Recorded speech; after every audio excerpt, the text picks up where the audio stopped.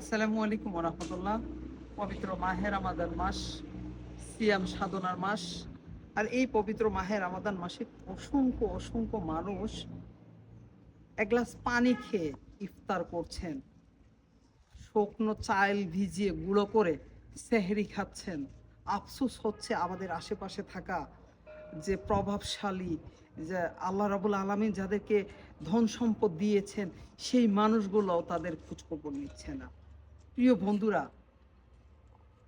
যারা প্রতিবেশীর হক আদায় করে না, আল্লাহ রাব্বুল আলামিন কাল কিয়ামতের ময়দানে প্রথমেই প্রতিবেশীর হক আদায় করেন নাই যে এটার বিচার করবেন আপনাকে।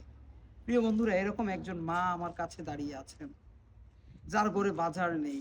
পবিত্র মাহে রমাদান মাস, কষ্ট করছেন, এক মতো চাউলের ব্যবস্থা নেই করে। আল্লাহ রাব্বুল আলামিন আমার এক বড় বোন আমেরিকার নিউ ইয়র্ক থেকে রিনা আপুর মাধ্যমে কানাডা প্রবাসী সুরাইয়া আপু, এই মায়ের জন্য আপনি এখানে আসেন।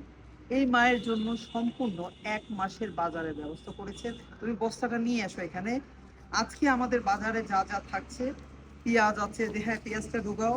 পেঁয়াজ আছে, আলু আছে, বুটের ডাল আছে, চিনি আছে, তেল আছে, ছোলা আছে, একটা নুডলস দিয়েছি, ডিম আছে, খেজুর আছে, সকল ধরনের। এই যে আমরা দেখতে পাচ্ছি গরম মশলা রয়েছে, এটা তো কাজে লাগে না? গরম মশলা রয়েছে সকল ধরনের। তারপরে হচ্ছে লবণ আছে। আপনি তো দুধ খান না মা? 500 গ্রাম দুধ রয়েছে। আপনি খুশি? খুশি? ওই বোনের জন্য দোয়া করেন। উনি কানাডাতে আছেন, উনি অসুস্থ, হসপিটালে ভর্তি আছেন। হসপিটালে থাকা অবস্থায় আপনার এই কষ্টের কথা শুনে আপনার জন্য এই বাজারগুলো পাঠিয়েছেন।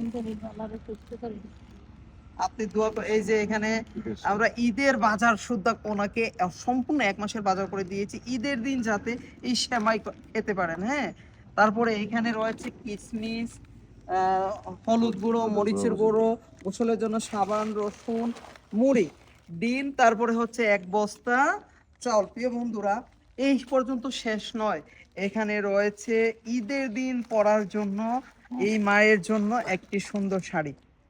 আলহামদুলিল্লাহ, খুশি আপনি? ওই বোনটার জন্য দোয়া করেন, আল্লাহ যাতে ওনাকে সুস্থতা দান করেন। সুস্থ করো আল্লাহ, সুস্থ করে দিও আল্লাহ। প্রিয় বন্ধুরা, এইরকম হাজারো মানুষ নীরবে নির্ভীতে এই পবিত্র মাহে রমাদান মাসে চোখের অশ্রু ফেলছেন। প্রিয় বন্ধুরা, আপনারা যার যার অবস্থান থেকে নিজের আত্মীয় স্বজন, প্রতিবেশী সবার খোঁজ খবর নেবেন।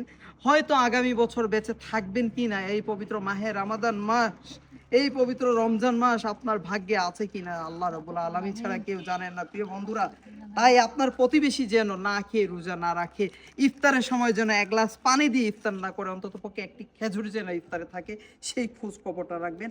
আজকের মতো ভিডিওটি আমি শেষ করছি। আল্লাহ হাফেজ। আসসালামু আলাইকুম ওয়া রাহমাতুল্লাহ।